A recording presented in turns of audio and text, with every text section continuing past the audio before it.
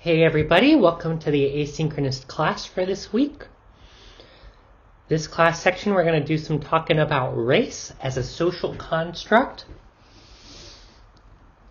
Last week we did some heavy lifting in terms of concepts.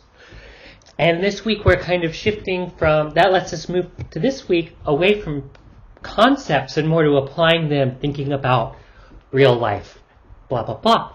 So we'll be talking about race, thinking especially about things like social constructs, thinking about race as a social construct, thinking about hegemony, etc. Essentially applying these concepts from last week to thinking about power and inequality in terms of race. Now, the readings and the podcast that you did for this week really do a great job, in my opinion, of demonstrating the ways in which race is constructed as a cultural phenomenon rather than a natural or inherent biological phenomenon. So that's what we're going to talk about a lot today. And I'm going to outline a history of the concept of race as it emerges in the 18th century, drawing on the optional reading from Lee Baker to do so. Now, I figured I'd open with a story that really illustrates the kinds of cultural ways in which we think about race. And this is a story that I heard in a presentation from a lovely scholar who, unfortunately, this was years ago, and I've lost his name, and I don't remember the video, and I haven't been able to find him, and I've looked for years and years and years, but I'll just tell you the story. So if you think about the origin stories of the United States and compare that to the story of Mexico, you get very different understandings of what we would today call race. And the origin story of Mexico, of course, involves conquistadors, male conquistadors, who invade Mexico. And I guess you would say the other side, right? So there's the male conquistador, and the other side is this figure who's called La Chinkara, which is a pretty obscene term for a woman, right? And it literally means the fucked, right? I think. If my Spanish is a little out of date. But anyway, right, you have this origin myth that locates this kind of idea of Mexico as a place in this encounter between conquistadors and indigenous peoples that generates through this sexual interaction the Mexican people, right? La mestiza. My Spanish was about to show how outdated it is, but mestizos, right? And of course, this is not real history, it's a story, right? It's a national origin myth that people tell in order to explain what does it mean to be Mexican, right?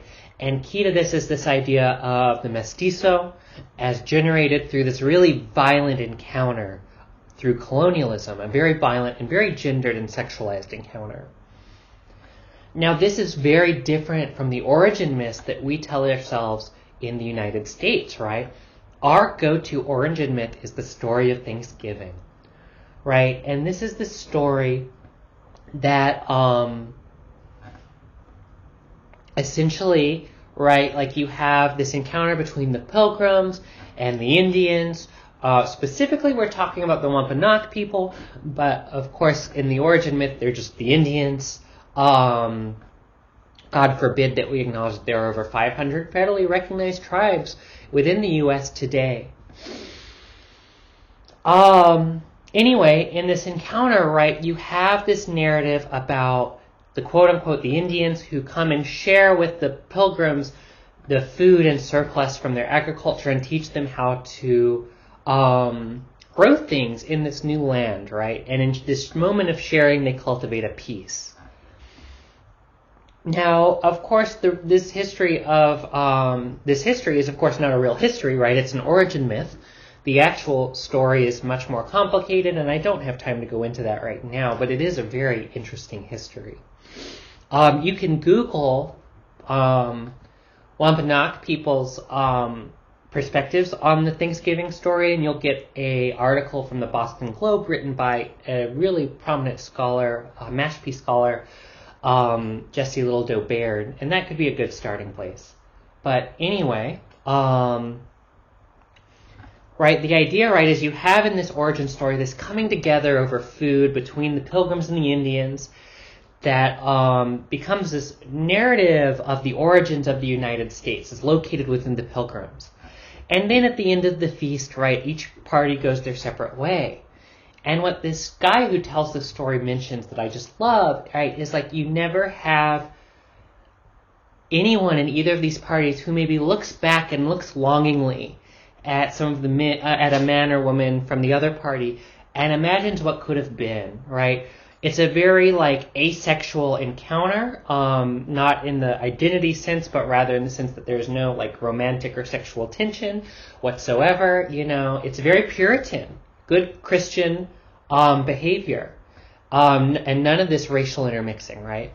And this is so important, right? Within the U.S. national origin myth is this complete refusal to acknowledge like people, racial, what we could call racial intermixing, or what we could call a human tendency to fuck other people. Of course, not a universal human tendency, not a natural one, because, I mean, y'all know enough about gender and sexuality there, right? But it is very common for this to happen in human interactions. It is a very common form of social relations. So, anyway, right, all of which is to say you have this origin story that's very much about race as it relates to sexuality. That tells a story of who the Pilgrims were. On that note, by the way, happy Indigenous Peoples Day. Of course, it would be very improper for a professor to encourage anyone to do what people in Boston did a couple years ago and celebrate Indigenous Peoples Day by decapitating a statue of Columbus. That would be very, besides being illegal, would also be not appropriate for a professor to suggest.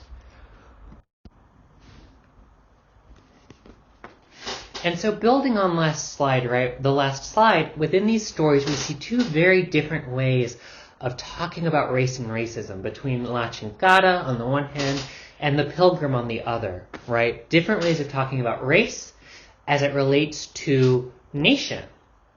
And so the point here is really to get at race as a social construct, the ways in which we imagine race as being social in nature and not inherent or natural or universal. And this is really the core point of this presentation, which is that race is a social construct. And so I'll spend some time unpacking what that means, both looking at the ways in which we imagine race in the United States and comparing that to, for example, the ways race is imagined in Brazil. And also by thinking about the history of how did race come to exist as a social construct in the 18th century? Where did it come from? How was it created? And so to kind of underscore this concept of race being a social construct, I've pulled out these two quotes from readings that we covered a couple weeks ago. The first is from Williams' article on Confederate monuments, in which she points out, right, that even though she's biologically more than half white, she has no white people within living memory, right? There are no white people in her genealogy. And so how is it that you can have someone who, if you look at their family tree consists of a majority of white people, and yet not a single white person has been within this family in living memory, right? Every family member within living memory has been black. So how do you have that situation, right? And that says a lot about how we construct race, how we imagine race in the United States. The second quote is from Coates, who says Americans believe in the reality of race as defined, immutable, and an indubitable feature of the natural world, right? And the idea is that because race is a function of the natural world, it's a biological category, supposedly, racism then is the inevitable effect of racial differences. It's something that characterizes all human societies throughout all time. Now, I will argue against that in this class. I will argue that race was constructed in the 18th century, before which it did not exist as a social construct. And the idea, right, is that if race is viewed as natural and normal and a function of or the result of biological differences, racism then becomes what Coates calls the innocent daughter of Mother Nature. And so we can say, like, okay, racism is bad, it's unfortunate, the Middle Passage, the Trail of Tears were bad, in the same way that a tornado or an earthquake is really bad, you know? It's unfortunate, it's horrible, it can be catastrophic, yet it is inevitable. It is beyond human control. So let's talk a little bit about about the AAA statement on race, which was an optional reading. And what's really useful, right, is this article represents a statement from the main anthropological association in North America, the American Anthropological Association, that articulates a consensus in anthropological perspectives on race. And what they state, right, is this, what I've been telling you, that race is not a biological reality, it is a socially constructed reality. And so I've given you this quote from the first paragraph that really articulates what that means, right? And you can read that. I guess I won't read it out for you, right? But I'll pull out certain pieces, which is that in the United States, people have been conditioned to view race as reflecting natural and separate divisions between peoples, right, based on physical differences. Race is naturalized it's naturalized through these kinds of narratives that would claim race is rooted in inherent biological differences. It's naturalized in the sense that it's said to be rooted in biology. And yet, this is a very anti-scientific position. There is no scientific basis for this claim that race has that there's a biological basis for race. And in fact, if you look at human genetics, about 94% of human physical variation lies within racial groups. Only about 6% of genetic variation corresponds to what we could potentially call something like a race. And what this means, right, is that there is greater genetic variation within a racial group than between them. You are more likely to be genetically similar to another person from a different racial group than you are to be genetically similar to someone from, quote-unquote, your own racial group, right? So this is all to say there's no genetic or biological basis to these claims.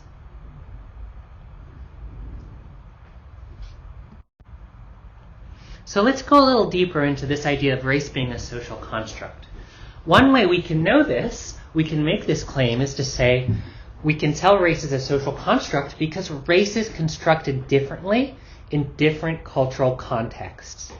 And so what you see exactly this in the article about race in Brazil.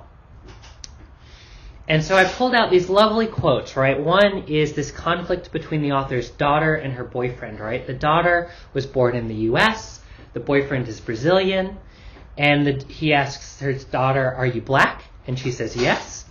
And then she asks the boyfriend the same thing, and he says, "No, I'm not black." And he says, "How is this?" Because, of course, the boyfriend is darker than the daughter. So why does she consider herself black while he considers himself not black? And in order to explain this, in order to answer this question, we actually have to know a lot about the way race is constructed in these two different contexts. The way race is constructed in Brazil versus in the United States. So in the U.S., his daughter considers herself black because while her father is white, her mother is black, right? And in the United States, that typically makes a person to be considered black. We can talk about, complicate this with the category of mixed race, which is becoming more popular as an emerging category today, but I'll come back to that later, right? But historically in the U.S., U.S. race has been governed by what's called the one-drop rule, which is if you have any black ancestors, you yourself are black. We'll come back to that too, right? But we'll just go with it for now. So she considers herself black for that reason. And yet, her boyfriend says he's not black because he considers himself a mulatto within this Brazilian framework in using the Portuguese word mulatto, as opposed to a preto, which would be what he would consider a black person. And as you saw, in Brazil, there is a complex system of racial categorizations that do not correspond to racial categories used in the United States. Another example of this is branca, right? In Brazil, branca means white. And yet, a lot of Brazilian people they come to the United States and they are no longer considered white. This is especially difficult for folks coming from wealthy upper-class families. And Fish says these people are often dismayed to find that when they've come to the United States, they're not considered white here. And in fact, they're considered Hispanic, despite the fact that they speak Portuguese, not Spanish. So in something as simple as getting on a plane, one's racial categorization can be radically changed, can become radically different, right? And so as Fish says, Americans believe that race is immutable and that it's a biological given, and yet many people can change their race just by getting on the plane. When they leave Brazil, they are no longer brancas or white people, they are now Hispanic. And this is actually a really common experience among immigrants to the United States, right? From really places across the world. I have Indian friends who talk about this. They come to the United States and suddenly they're people of color, and that matters. And it can be quite complicated to kind of process that information. And to kind of start to learn to see yourself in a new way based on these alternative social constructs that you now are immersed within. And of course, in the U.S., things look really different from that Brazilian racial system. At the same time, we can also look at the way we imagine or construct race in the United States, and we can see that it's actually quite contradictory even on its own terms, right? And as you listen to the podcast with Eve Tuck and Kim Tallbear, maybe you got a sense of this, right? The ways in which different groups are considered to be raced can be quite contradictory. And so one of the ideas that comes out of this podcast is the difference between hypodescent and hyperdescent, or what Kim Tallbear calls contamination, blood as contamination versus blood as dilution. The idea, right, is this thing that I pointed to earlier, which is that if you have any ancestors who are black, you are considered to be black yourself. This is why William says she can have a majority of white ancestors, and yet still everyone in her immediate family is black. Everyone in living memory in her family has been black. Now, this is very different from the way indigenous peoples in the United States have been racialized, on the way that they've been constructed as a racial group. In contrast to the idea that black blood will inevitably and totally contaminate white blood, transforming a white person into what could have been a white person into a black person, the hegemonic idea within the United States in terms of indigeneity has been the opposite. It's been the idea that indigenous blood can be diluted, can be whitened, and can be whitened out. And if you look at a different cultural context, but a similar dynamic in Australia, right, there were actual government policies designed at, this is going to sound really harsh, and it was a really harsh policy, so the language is appropriate, but basically breeding the Aboriginalness out of Aboriginal people, breeding them with white people over and over again until their offspring or their offspring's offspring were white. And that was a government policy, right? And as Tim Tallbear and Eve Tuck point out, when we talk about this difference between blood as contamination or blood as dilution, or the technical terms hypodescent versus hyperdescent,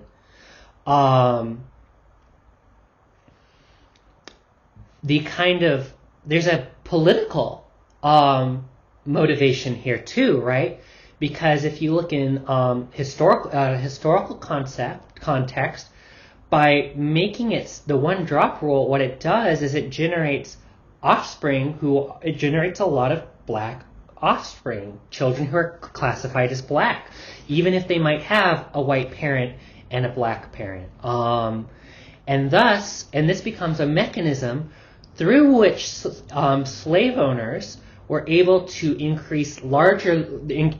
build larger labor forces, because they were able to, and trigger warning here for sexual violence, right? Because when they raped their enslaved people, and those people got pregnant, the offspring were then also black. They were also enslaved. And so what you have as a result of this rule of contamination, blood as contamination, is the growth of an enslaved labor force. In contrast, with indigeneity, you see the opposite economic pressures. At the same moment in history, the United States is trying to eliminate, still to this day is trying to eliminate, but indigenous peoples, right?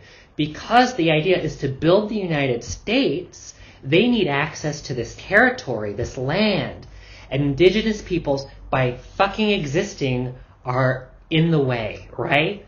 And so the United States has to adopt a series of policies that attempt to eliminate indigenous peoples. This could be through genocidal warfare. It can be through removal, like the Trail of Tears, death marches. It can be through forced assimilation techniques, like taking children from families and sending them to boarding schools, or in adopting them into white families. There's all of these different techniques, right? But the idea is elimination. And so this same racial regime, this idea of blood as dilution in indigenous context, what it does is it makes it so that there are less and less indigenous people, or at least people who are considered indigenous in a kind of legal context. And because of that, there becomes less people with who the government will consider having a legal claim to land. People who can make land claims that might challenge the United States. So the same process of a dilution can also be seen as motivated by this process of territorial acquisition, this process of dispossession and land theft. And so we see between indigenous and black concepts of racialization in terms of indigenous and black people that there's actually a deep economic motivator for both of these. Now, we can also know, and of course also that these are contradictory ideas. And because we can see that there's a contradiction here, we can see it, that helps us see that it's socially constructed. It also helps us see that even this idea of blood is a metaphor, this idea that you could be, for example, a 16th Native American, right? The joke is like, oh yeah, I'm a quarter Native, it's my arm. It's a metaphor. It's not a literal statement, right? But we use blood as this metaphor, and then we often forget that it's a metaphor and we assume it's a natural biological reality. And in fact, we can also think about this process of dilution we can think about the ways in which indigenous peoples is being racialized as a political project, right? Like, it's not that indigenous peoples are biologically a racial category. It's that they've constructed as a category. And I will tell you over and over again, when indigenous peoples are constructed as a racial group rather than as citizens of sovereign nations, the effect is to undermine indigenous land claims and treaty rights, right? It's to undermine indigenous politics. Because if they're a racial group, that's different than citizens of a sovereign nation. And this, of course, is also how you get a lot of settlers who say, oh yeah, I'm part Native. I'm my great-great-grandmother was a Cherokee princess or whatever. And white people can say this and not throw their own whiteness into crisis, right? They can say that but still continue to be white. And historically in Virginia, for example, you see aristocracy, settler aristocracy does this, where they claim descendancy from Pocahontas as a way of claiming a kind of royal blood or royal lineage. And yet claiming to be descended from Pocahontas did not cause them, it didn't interrupt their claims to whiteness. In the same way in the same way that claiming to have a black ancestor would have.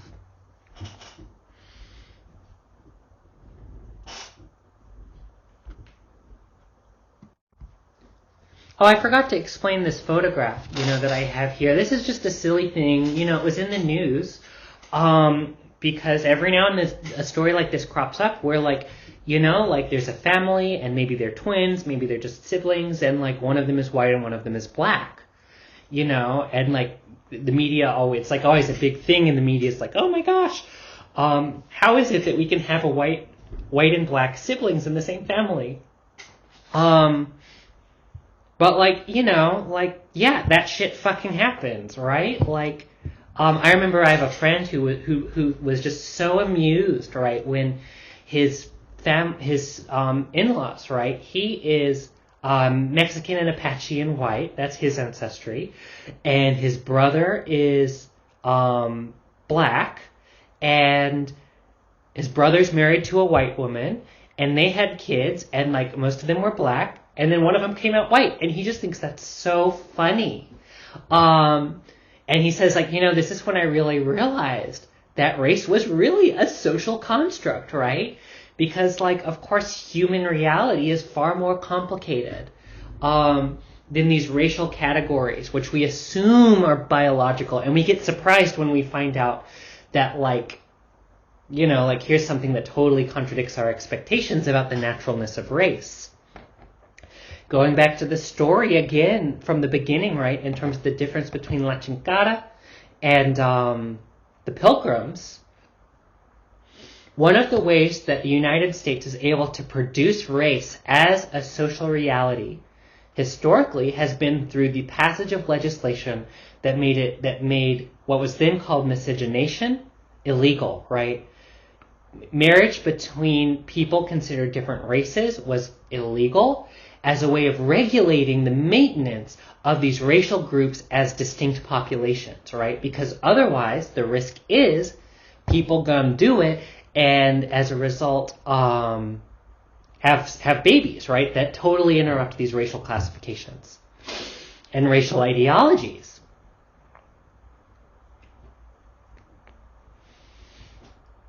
And so we see these elaborate legal systems that operate to reproduce the the social reality of race. And there was another piece that I'm just blanking on, but maybe I'll add it to the other slide if it comes back to my brain. And so from there, right, we've talked about race as a social construct, and I've supported that claim by pointing to the AAA statement on race about race not being rooted in genetics. I've also supported it by comparing to Brazil and seeing how does race look different in different cultural contexts, making a pretty simple argument. Hey, it's different, thus it's socially constructed, not an immutable reality. And then I went and tried to expose some of the contradictions within U.S. ideologies about race and what race is. In this fourth piece, then, my aim is to talk about the history of race, to put it in a historical context. And my aim here, right, is to say, look, we can talk about this concept, this social construction of race, as having a history. And when we see its history, it becomes easier to recognize that it's not a natural or normal reality, but that it's a social and political one. And so race is invented in the 18th century, right? And I'll come back to that in a second. But setting this up, I'm going to pull out this quote from Coates, right? Which says, difference in hue and hair is old, but the belief in the preeminence of hue and hair, the notion that these factors can correctly organize society and that these signify deeper attributes which are indelible, this is a new idea at the heart of these new people who have been brought up hopelessly, tragically, deceitfully to believe that they are white. These people are, like us, a modern invention. So Coates says, of course, like human difference in skin tone and hair is an old phenomenon, but the ways in which we imbue these differences with meaning, the way we treat them as biological categories that organize human society, that's a new phenomenon. But I do want to kind of problematize this kind of assumption he does make, which is at the very beginning, difference in hue and hair is old, because we also don't want to assume that race has any kind of real biological basis whatsoever, really, because, the way we think about race is, people phenotypically throughout human history changed. Like the way people looked 10,000 years ago wasn't necessarily this way people look today, right? So I think of this one controversy with this skeleton that was excavated called Kennewick Man. And there was this big controversy between tribes, indigenous nations who were trying to reclaim this body, this skeleton of an ancestor, and rebury it according to U.S. federal law, and scientists who wanted to continue studying it, right? And one of the things that happened is they hired someone to do a facial reconstruction of the skeleton. And when they did this, right, the facial reconstruction, it ended up kind of looking like Jean-Luc Picard. And it triggered this kind of mass popular cultural movement of people being like, oh my gosh, look, this is like a white person. These people were not Native Americans. This was a white person. And there's two problems with this. The first is the process of facial reconstruction based on skeletal evidence is more art than science, it's not a scientific, it's just not a scientific process. So that's problematic. But secondly, right, there's this mistaken assumption that humans are physically, that racial differences are physically fixed throughout all human history, when the reality is that people's phenotypes, their physiological makeup in a lot of ways changes over time, right? Our bodies are fluid over history. So anyway, all of which is to say, sure, right, we can talk about difference in hue and hair as being old. At the same time, we also want to note that, human biology is quite dynamic.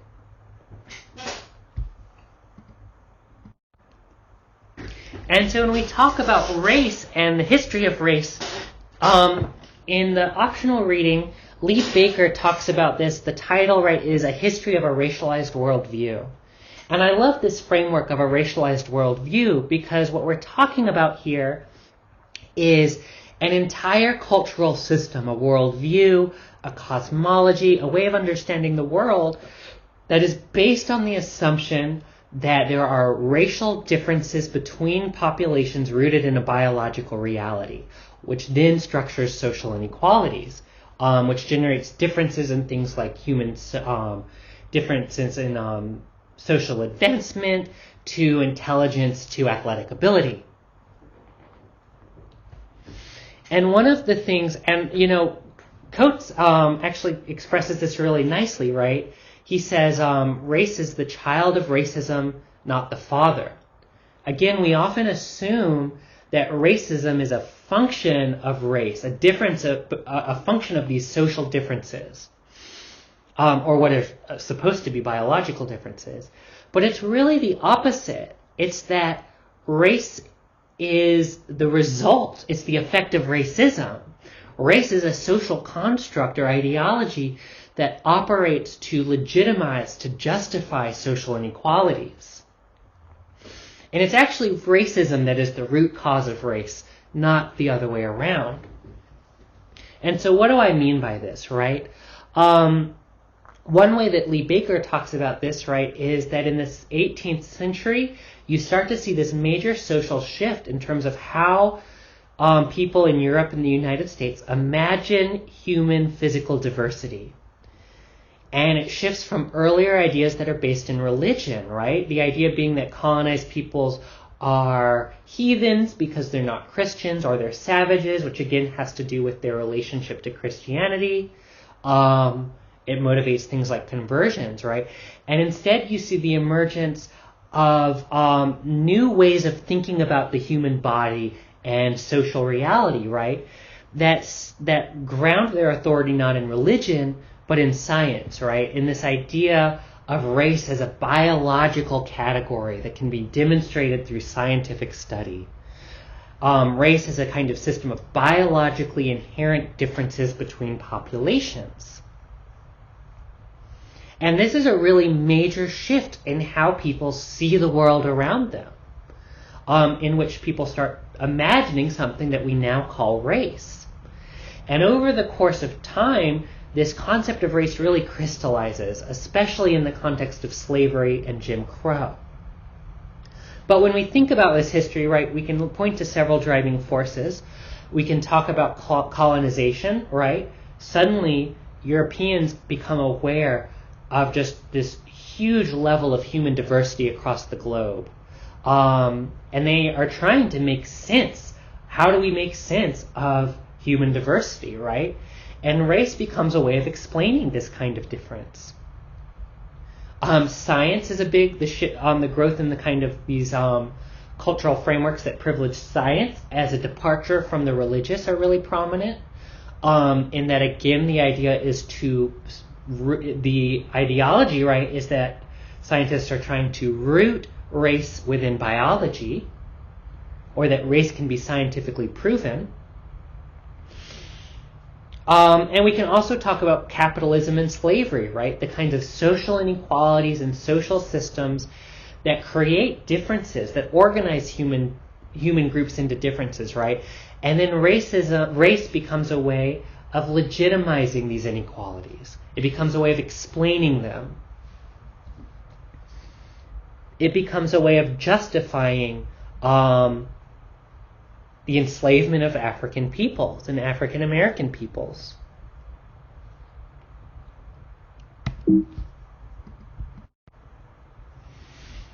And as Lee Baker points out, right, these ideas really crystallize. They emerge in the 18th century and they crystallize in the 19th and 20th century as a result of slavery, as a result of Jim Crow, right, where you have this movement of radical Reconstructionism as well as this Southern white backlash that seeks to re-entrench these kinds of racialized worldviews, that really organizes race as a juridical, as a legal system. And this is really a moment where you see this proliferation, right? After the Civil War in the late 1800s, you see this proliferation of scientific inquiry into the biology of race. So what does this look like, right? Well, one of the kinds of emerging scientific fields in the 1800s was this field of phrenology. And this is part of a broader field of what can be called scientific racism. And I always have trouble explaining this concept of scientific racism because my point isn't that it's racism that's scientific. It's that it was the way in which racism was justified and legitimized and cast within the language of science, right? So in many ways, I would say today, based on 21st century science, these ideas of scientific racism were very not scientific. At the same time, I'm hesitant to say, oh, well, it was just bad science and truth wins because science is a natural progress towards reality that then or better knowledge of reality that then makes it best, that then naturally eliminates racism. Because what I want to emphasize instead, right, is that this was considered in the late 1800s cutting-edge science. And what do we consider cutting-edge science today that in another 100 years we'll look back and be like, what the fuck were those assholes thinking? So coming back to phrenology. What is phrenology? Phrenology is the study of skull size and shape, right? And as a kind of scholarly field of inquiry, the idea was to try and link skull size to racial categories and intelligence. Basically, the argument people tried to prove was that white people had bigger skulls, thus bigger brains, thus more smarts, thus making them inherently racially superior, thus explaining the state of the world in the late 19th century and good policy that would dismantle Reconstruction. And so I'm going to show you some images, right, from phrenologists, right? And these are, of course, very racist images, but what you see is the study of different people, different racialized groups, and correlating to their skull sizes. And, of course, part of the logic, right, is that black people are considered to be closer to non-human primates, as are South American indigenous folks, right? And of course, these are very idealized or stereotypical representations, like this is obviously a fucking Greek statue. This is obviously a fucking caricature. But this is the idea, right, is to kind of rationally organize human physical diversity into scientific categories that correlate to things like intelligence. Now, one of the issues here is that's worth raising, right, is like, okay, where the fuck do these scientists get all these skulls? Well, let me tell you. First of all, there are fucking markets in this period, right? You have collectors who are like who are selling skulls to museums and universities because they're really valuable to phrenologists. Phrenologists will pay you money for it. White skulls are, of course, extremely valuable. I know a lot about the acquirement of indigenous skulls because of my own research. Indigenous peoples tend to get skeletons accumulated by settler scientists through a variety of mechanisms. One is by scientists or collectors, for-profit collectors, poring over battlefields and decapitating people who've died, indigenous peoples who've died, and then selling these skulls to what's the word I'm looking for? Museums. And in fact, there was a recent case that involved the repatriation of the skull of a Seminole tribe leader who was killed in one of these conflicts, and skull was collected, and his skull was housed in a museum for over a century before it was repatriated a couple years ago, right back to the tribe and reburied. And this is, of course, it becomes a very common practice, which leads to museums that are chock full of indigenous people's skeletons, which then becomes a controversy in itself. Another way of obtaining these skeletons is by grave robbing. And in the 1990s, I should say, the federal government stepped in and passed legislation that required the repatriation of human remains, indigenous human remains to descendant groups. That's the NAGPRA, passed in 1990. But in many ways, right, this law passed in 1990 is dealing with this material reality constructed by the legacy of things like phrenology, as well as archaeology. So I offer you some more phrenology photos. Again, right, very interested in skull shapes and sizes. And we see this kind of naturalization of race, right? The framing of black people as closer to animal.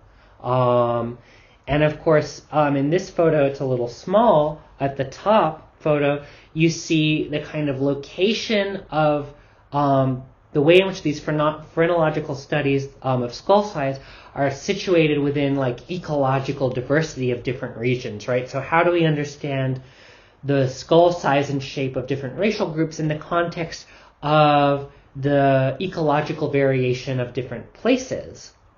Again, right, what we're doing here, what scientists are doing here in the late 1800s is coming up with or trying to root race within a kind of biological reality, framing it as a natural phenomenon.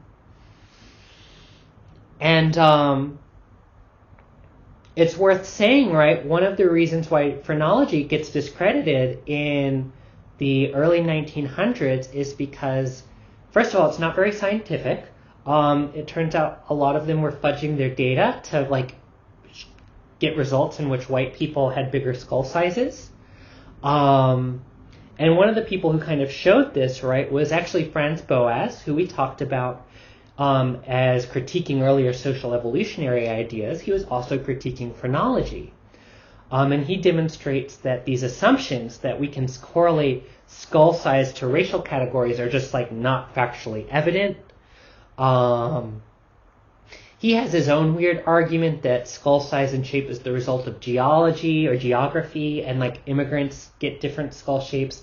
You know, in retrospect, 100 years later, that also seems ridiculous, but I mean, for his credit, Franz Boas was tearing apart phrenology, and that was good.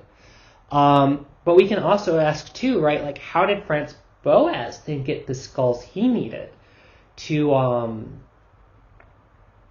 do this study that would then challenge the scientific basics of phrenology? Well, Franz Boas too was engaging in some grave robbing. He too would commonly, if he asked, for example, indigenous communities, he might ask, can I borrow some skulls from your dead folks so that I can do some science on them? And they're like, what the fuck, no. And so he's like, all right, I'll just go at night and do some grave robbing. So that's complicated, but that's phrenology, right? This is what I'm talking about in terms of scientific racism and the crystallization of race as a social construct in the late 1900s. Another key dynamic in this same era, right, is social Darwinism. Another key kind of intellectual field of study that's very much tied to the crystallization of racism. And again, as I said, race emerges as a concept, right, in the 1800s. And man, in this period, race emerges as a social construct in the late 18th century. But in the late 1800s, right, you see in reaction to the Civil War and emancipation and Reconstruction and Jim Crow in the early 1900s, you see this entrenchment of racial ideologies, this entrenchment of the concept of race as being biological in nature. And so when we talk about social Darwinism, right, this is the idea that certain groups survive or thrive because of their innate superiority over others. Rich people are rich because they're just good at doing whatever it is that is good. You know, they're just more deserving, you know, they're more industrious, they're more whatever, they're better business people, they're better with money. And because of that, they naturally rise to the top of society. Whereas colonized people and poor people are less fit, right? They don't do well because they're less fit to survive. And this, of course, motivates, even though it's considered a scientific doctrine, it motivates a lot of social policy, right? A lot of challenges to things like welfare and social programs, because the idea is that, things like education, because the idea is you're only giving people, unfit people, a boost up when really you should be letting them die out. So that way the stock of American society becomes altogether stronger and better. And so one of the key social Darwinists was this guy Herbert Spencer. And he actually coined this phrase, survival of the fittest. It was not Darwin. And in fact, this concept of survival of the fittest was originally intended not to describe any kind of biological evolutionary process, but rather a social Darwinism, a justification of social inequalities. And so basically what Herbert Spencer is doing is he's applying the principles of biology to the study of society. He's saying, right, like how do we understand human difference in human society from a kind of evolutionary biological perspective? And really, his whole worldview is rooted in, it goes back to the layer cake model of culture that we've critiqued, right? Because if you read his writings, what he says, right, is he starts like all the way back from astronomy, right? Astronomy describes the natural processes of the cosmos. And geology is really just a subset of astronomy on a local level. And he kind of takes this logic forward, and he says, okay, so we have biology, which describes is kind of a subset of natural history, that describes the kinds of physical reality of of people or whatever as a natural reality. And then psychology is really a subset of biology in that it's focusing on the mental processes of humans as they emerge from these kinds of biological drivers.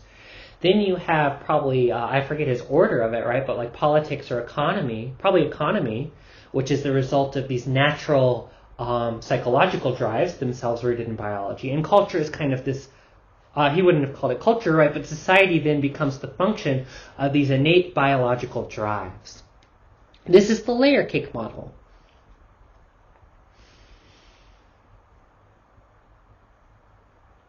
And one of the things that he does through this kind of line of thinking is he frames race, language, nationality, and ethnicity as all the same thing, right?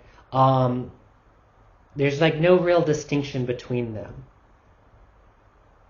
And by doing this, right, the goal is to explain racial inequalities and this idea of racial inferiority as a scientific law, as being able to say, okay, we can take these kind of issues of race and language and nationality and ethnicity and explain these differences as a function of biology and not, for example, social systems of inequality. Or rather, social systems of inequality reflect this underlying biological reality.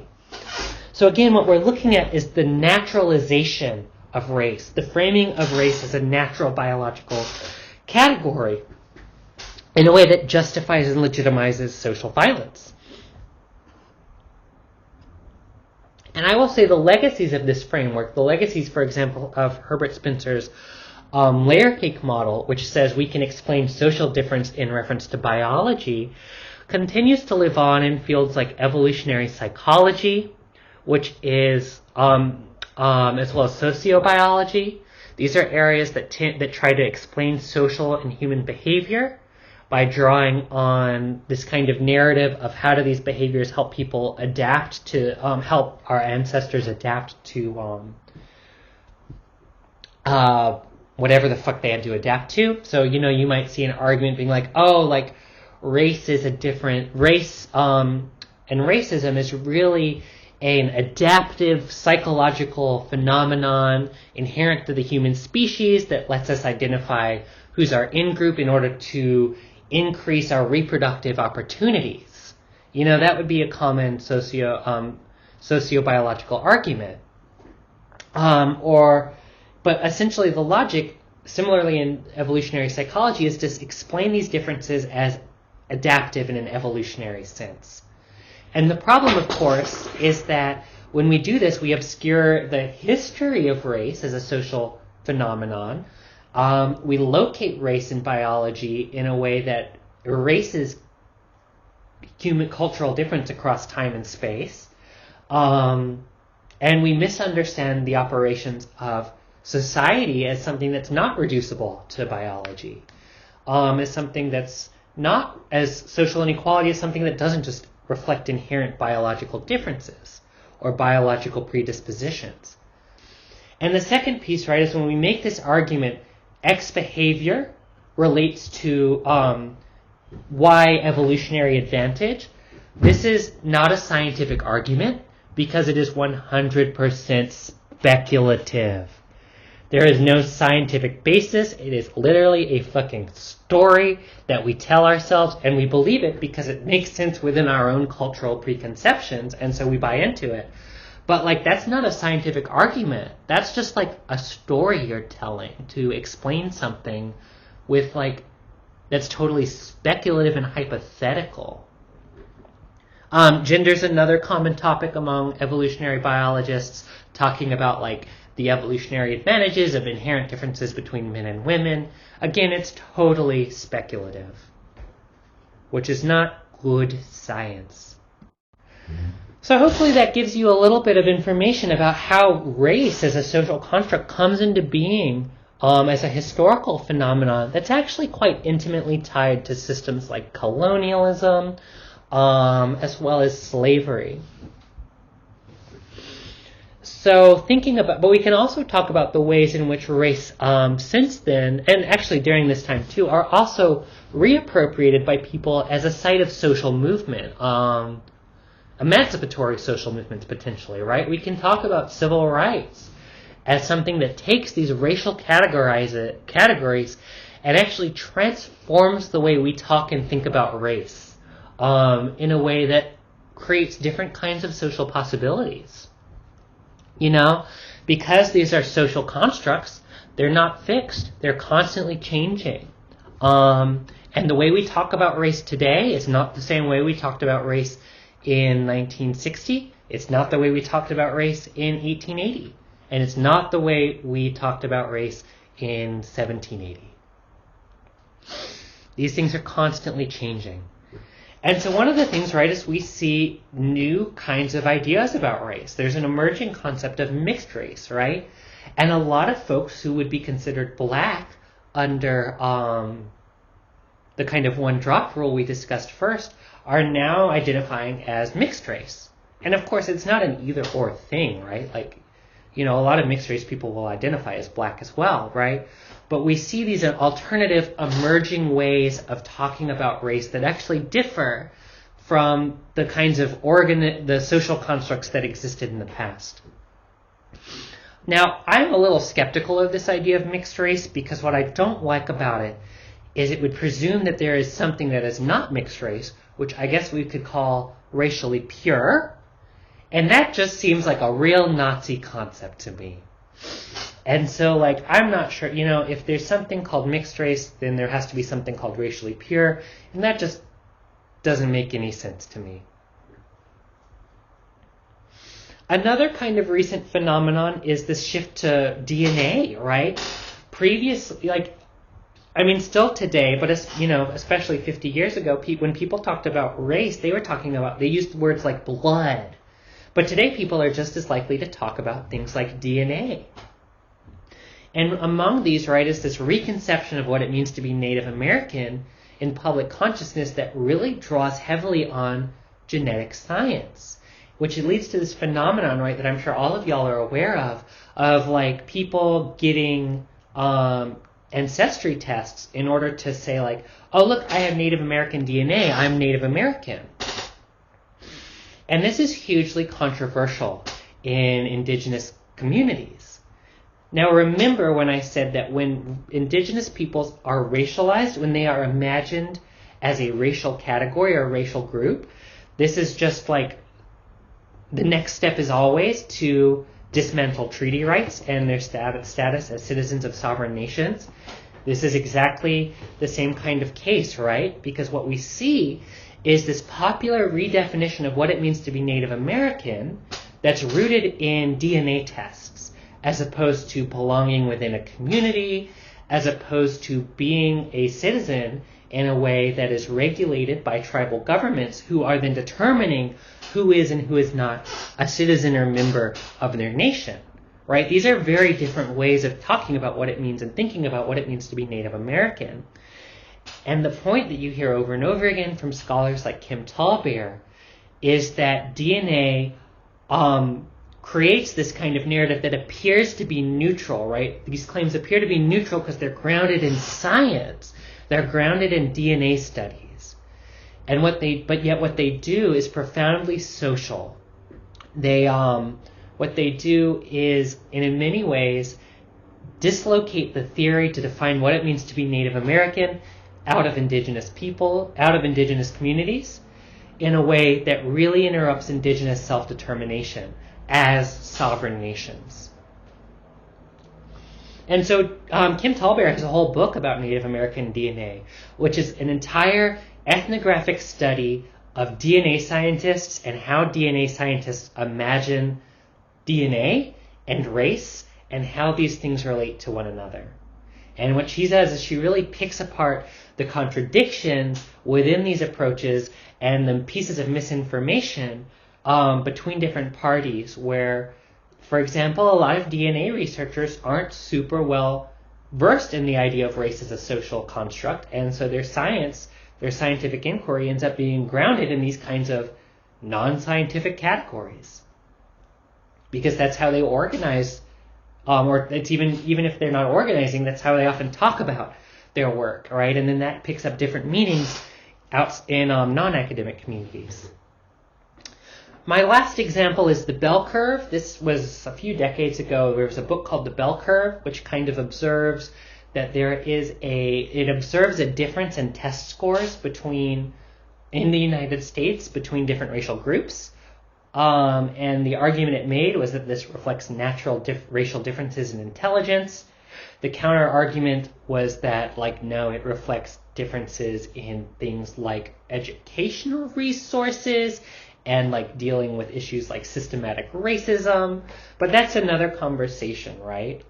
Because the idea here again was that this, in the 1990s, revitalizes this conversation about race as reflecting natural, immutable biological differences that affect behavior.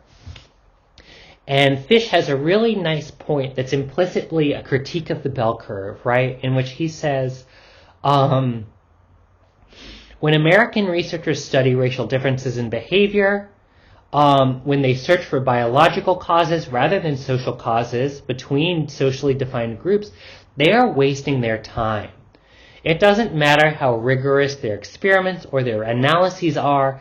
It doesn't matter if they're applied flawlessly, because if they are rooted in biologically meaningless categories, they can only ever produce a very expensive waste of time.